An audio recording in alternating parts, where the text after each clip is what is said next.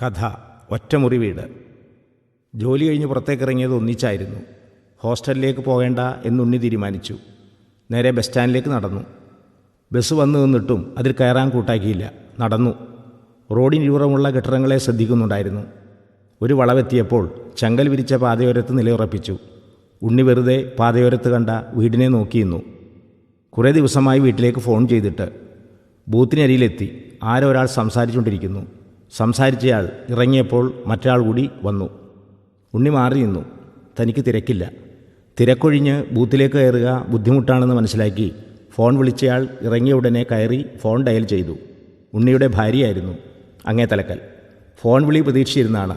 താൻ കണ്ട വീടിനെപ്പറ്റി ഉണ്ണി വാതോരാതെ പറഞ്ഞു. സിറ്റ് ഔട്ട്, കാർ പോർച്ച്, വീടിന് അടിച്ചിരിക്കുന്ന കളർ. ഇത് പറയുമ്പോൾ വീടിനകം കാണാൻ കഴിയാതിരുന്നതിലുള്ള കുണ്ഠിതവും ഉണ്ടായിരുന്നു വാക്കുകളിൽ. അങ്ങേ തലക്കൽ നിന്നും മൂളൽ മാത്രമേ കേട്ടതുള്ളൂ. ഇത് പതിവുള്ളതാണ്. എന്നും ഫോൺ വിളിക്കുമ്പോൾ എപ്പോഴെങ്കിലും കണ്ട വീടിനെപ്പറ്റി സംസാരിക്കും. അത്തരം ഒരു വീട് പണിയണമെന്ന് കൂട്ടിച്ചേർക്കും.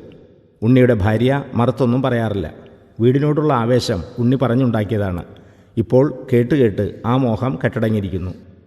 ഉണ്ണി വീടിനെപ്പറ്റിയുള്ള ഭാവന വിവരിക്കുകയായിരുന്നു ഫോണിലൂടെ. എന്നു വരുമെന്ന് അങ്ങേ തലക്കൽ നിന്ന് തിരക്കി. എന്നിട്ടും ഉണ്ണി വെറുതെ വീടിനെപ്പറ്റി പറഞ്ഞുകൊണ്ടിരുന്നു. അങ്ങേ തലക്കൽ ഫോൺ ഡിസ്കണക്റ്റാക്കി.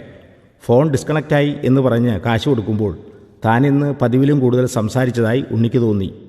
കഴിഞ്ഞ പ്രാവശ്യം പോരുമ്പോൾ മകന് പനിയുണ്ടായിരുന്നു.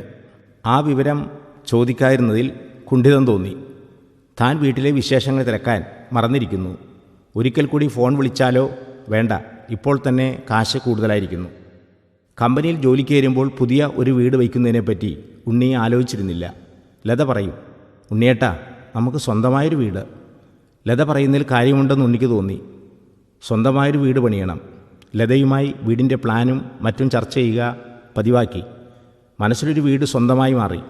ലതയെ വിവാഹം ചെയ്യുമ്പോൾ പലരും ഉപദേശിച്ചതാണ് ഒരു വാടക വീടെടുത്ത് കമ്പനിക്കടുത്തേക്ക് താമസം മാറ്റാൻ. പക്ഷേ വേണ്ടെന്ന് തീരുമാനിച്ചു. വീട്ടിൽ അച്ഛൻ, അമ്മ, അനിയത്തിമാർ, അനിയൻ ഇവരെ വിട്ട് താൻ മാത്രം വാടക വീട്ടിൽ. അധികം ആലോചിച്ചില്ല, വേണ്ടെന്ന് വെച്ചു. ആദ്യം അവധി ദിവസങ്ങളിൽ നാട്ടിലേക്ക് പോവുകയായിരുന്നു. അന്ന് എന്തൊരു ഉത്സാഹമായിരുന്നു. അനിയത്തിമാരുടെ പഠനം, അനിയൻ്റെ പഠനം, പ്രായമായ അച്ഛനമ്മയും, പിന്നെ ലതയുടെ പ്രസവം.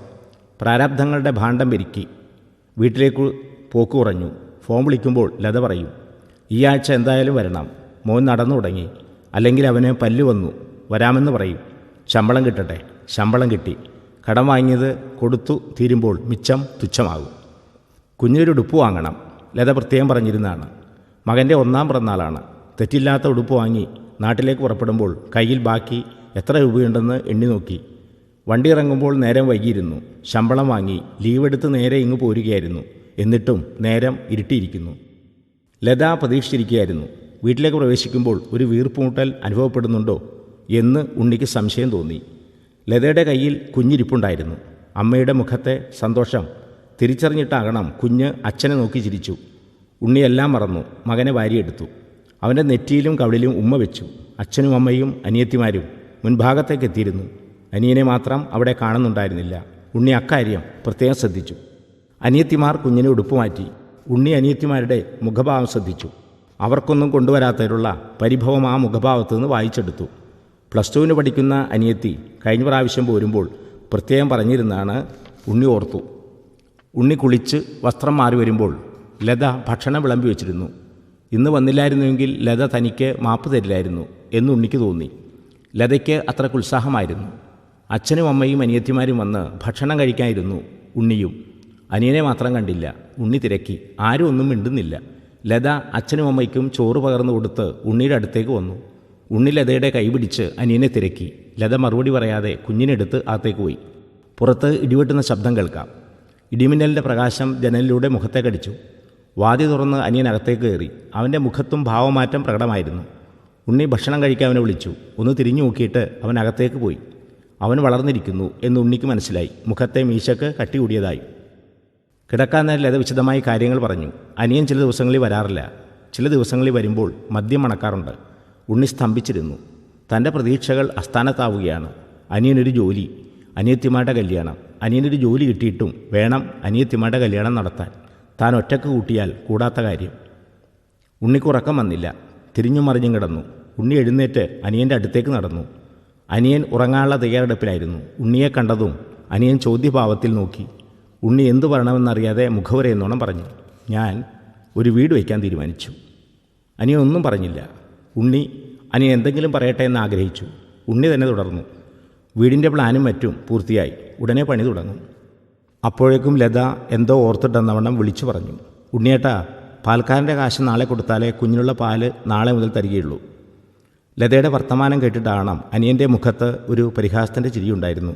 ഉണ്ണി അത് കാര്യമാക്കാതെ തുടർന്നു, വീടിൻ്റെ പണി കഴിഞ്ഞാൽ ഞങ്ങൾ അങ്ങോട്ട് താമസം മാറ്റും. പിന്നെ നീയാണ് ഈ വീട് നോക്കി നടത്തേണ്ടത്. നീ ചില ദിവസങ്ങളിൽ വരാറില്ലെന്ന് ലത പറഞ്ഞു. ഇനി അങ്ങനെയൊന്നും ഉണ്ടാവരുത്. ഇത് പറയുമ്പോൾ ഒരു വീട് പണി പൂർത്തിയാക്കിയ സംതൃപ്തി ഉണ്ണിയുടെ മുഖത്തുണ്ടായിരുന്നു. അനിയൻ മറുപടി ഒന്നും പറഞ്ഞില്ല. അല്പനേരം കൂടി ഉണ്ണി അനിയനെ നോക്കിയിരുന്നു. ഉണ്ണി വരുന്നത് നോക്കി ലത നിൽപ്പുണ്ടായിരുന്നു. ഉണ്ണി പറഞ്ഞു അനിയനോട് വീടിൻ്റെ പണിയെപ്പറ്റി. ലത ഉണ്ണി പറയുന്നത് ശ്രദ്ധിച്ചില്ല. കിടക്കയുടെ വിരികൾ നേരെയാക്കി ലത പറഞ്ഞു, നാളെ പാൽക്കാശ് കൊടുക്കണം. ഉണ്ണി വീണ്ടും വീട് പണിയെപ്പറ്റി പറയാൻ തുടങ്ങി. ലത കരച്ചിലിൻ്റെ വക്കോളമെത്തി. ലത പറഞ്ഞു, ഉണ്ണിയേട്ടാ, നമുക്ക് സ്വന്തമായി ഒരു വീട് പണിയുക എന്നത് എൻ്റെ സ്വപ്നത്തിലില്ല. പക്ഷെ ഒരു വാടക വീട്, ഒരൊറ്റമുറി വീട്. ഇത് പറയുമ്പോൾ ലതയുടെ വാക്കുകൾ മുറിയുന്നുണ്ടായിരുന്നു, തൊണ്ട വരളുന്നുണ്ടായിരുന്നു.